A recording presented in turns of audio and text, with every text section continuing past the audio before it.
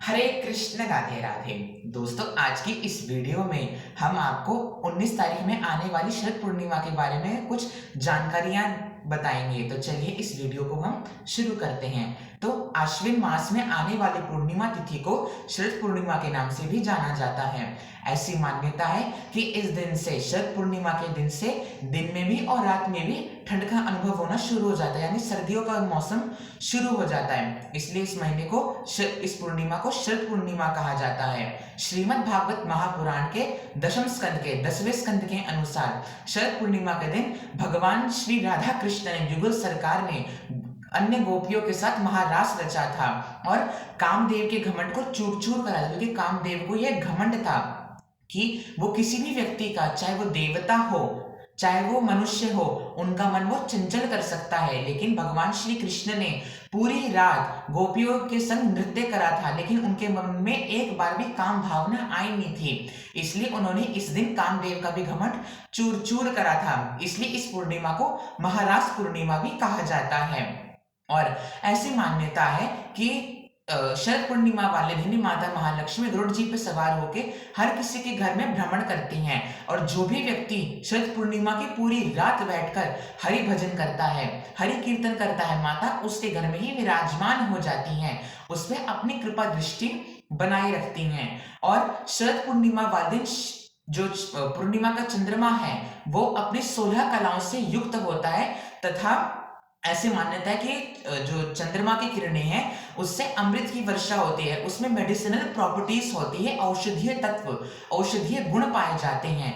इसलिए ऐसी मान्यता है कि शरद पूर्णिमा की पूरी रात को हमें या तो कांच की कटोरी में या तो चांदी की कटोरी में खीर बनानी चाहिए और उसे पूरी रात चंद्रमा की रोशनी में रखना चाहिए, जिससे उसके अंदर औषधीय तत्व आ जाते हैं, औषधीय गुण आ जाते हैं। और जो भी व्यक्ति अगले दिन साफ सुथरा होकर उस खीर को ग्रहण करता है, उससे आयु आरोग्य तक की प्राप्ति होती है।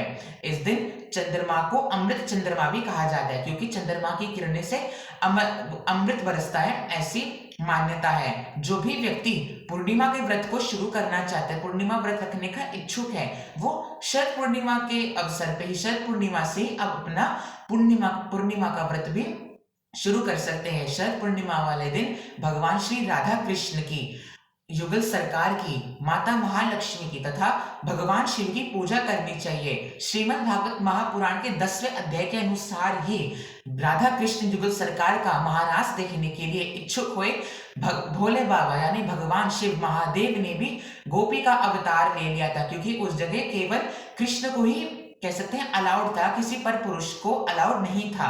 इसलिए महादेव को भी गोपी का रूप धारण करना पड़ा था। इसलिए इस दिन मथुरा पूरे ब्रजमंडल क्षेत्र में भगवान शिव की गोपीश्वर महादेव के रूप में भी पूजा की जाती है, जिसमें महादेव गोपी रूप में विराजमान है। इसलिए इस दिन महादेव की भी पूजा करनी चाहिए। जो दक्षिण भारतीय इलाका है, साउथ इंडिया है, इस दिन को शरद पूर्णिमा को वहां पर कोजागिरी पूर्णिमा के नाम से भी जाना जाता है, और वहां पर लक्ष्मी माता की भी विशेष पूजा अर्चना की जाती है। यदि आप इच्छुक हैं तो आप पूरी रात जागरण करके लक्ष्मी माता तथा भगवान विष्णु, राधा कृष्ण युगल सरकार का भजन कीर्तन कर सकते हैं, नाम स्मरण कर सकते हैं। अब हम जाते हैं शरद पूर्णिमा की छोटी सी पूजा विधि। यदि आप व्रत रख सकते हैं तो बहुत अच्छी बात है, नहीं तो आप अन्न ग्रहण कर सकते हैं। सुबह जल्दी उठे, नहाइए, सूर्य भगवान को अर्घ दीजिए।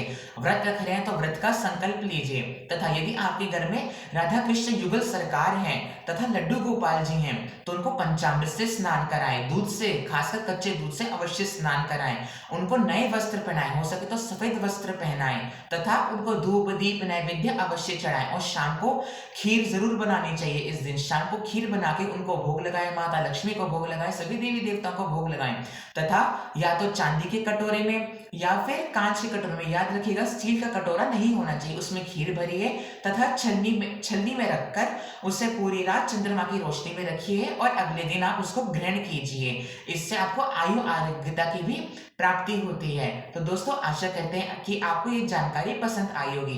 वीडियो पसंद आने पर वीडियो को लाइक कीजिए, अपने परिवारजनों के साथ ज्यादा से ज्यादा शेयर कीजिए, और यदि आप यूट्यूब पे देख रहे हैं तो हमारे चैनल को सब्सक्राइब कर लीजिए, और इंस्टाग्राम पे देख रहे हैं तो हमें फॉलो करना मत भूलिएगा।